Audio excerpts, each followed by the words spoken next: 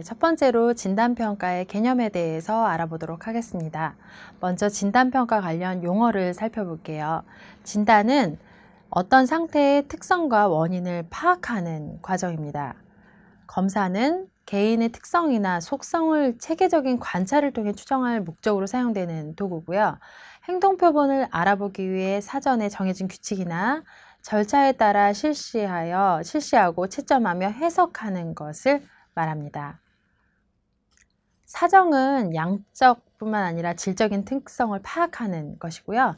피험자의 상태를 종합하여 평가한다라는 좀 더 넓은 의미를 가지고 있습니다.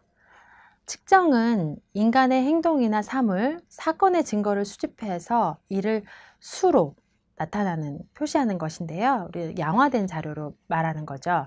검사 도구를 이용해서 특성을 잰다는 것을 의미하고 있습니다.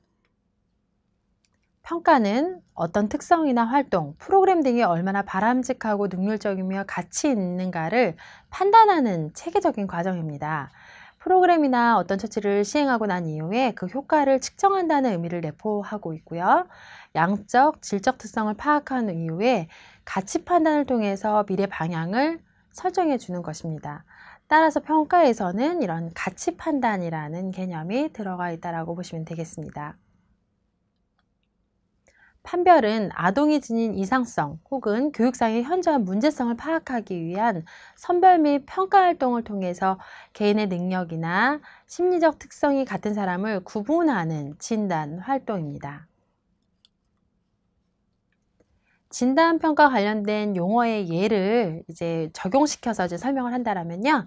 민우라는 아이가 있어요. 그래서 아동 민우가 지능 검사를 실시할 경우에 측정이라고 한다면 민우의 지능검사 결과 IQ가 65로 나왔다라고 말을 할 수가 있고요. 평가는 65는 다른 또래과 비교했더니 이 표준편차보다 더 낮은 것이다 라는 어떤 이런 해석을 붙이는 거고요.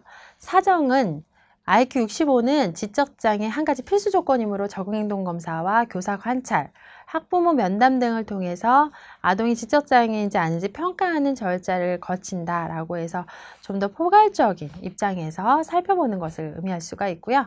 판별은 사전 결과 민우는 지적장애 학생이 명확함이 판단된다. 자, 이렇게 어떤 가치 판단의 결과가 들어가는 것을 판별이라고 할 수 있겠습니다. 이번에는 진단평가의 목적을 살펴보겠습니다. 목적 첫 번째는 개인의 특성을 측정해서 교육 배치를 결정하고 교육 내용을 결정하기 위한 것이 진단평가의 목적입니다. 지적장애 학생을 바르게 이해하기 위해서는요, 몇 가지 검사를 통한 단순한 수치만 가지고 기계적으로 판단할 수가 없습니다. 양육자로부터 어떤 정보를 수집하거나 관찰을 하거나 검사 등을 통해서 학생의 특성을 이해하는 것이 중요한데요. 그래서 지적장애 학생에게 진단평가에서는 여러 가지 측면을 동시에 고려하는 것이 굉장히 중요하겠습니다. 두 번째 진단평가의 목적은요, 학생의 교육 요구에 대한 평가를 하기 위한 것입니다. 지적장애로 진단평가하는 것은 해당 학생에게 지적장애라는 이렇게 명칭을 부여하기 위한 것이 아니라 학생의 교육 요구에 대한 정확한 진단평가를 하기 위함을 잊지 말아야 되겠는데요.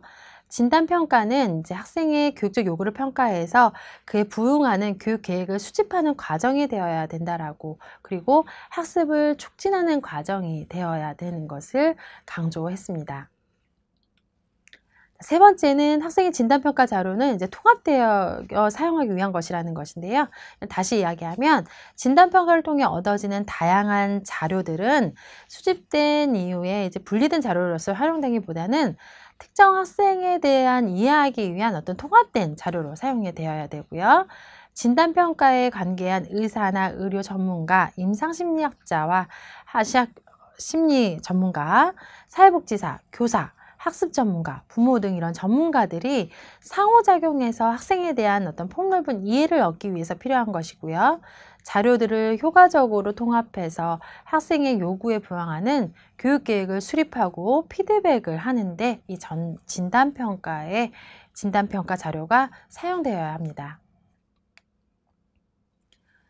이번에는 진단평가의 어떤 평가 유형에 대해서 한번 살펴보겠습니다.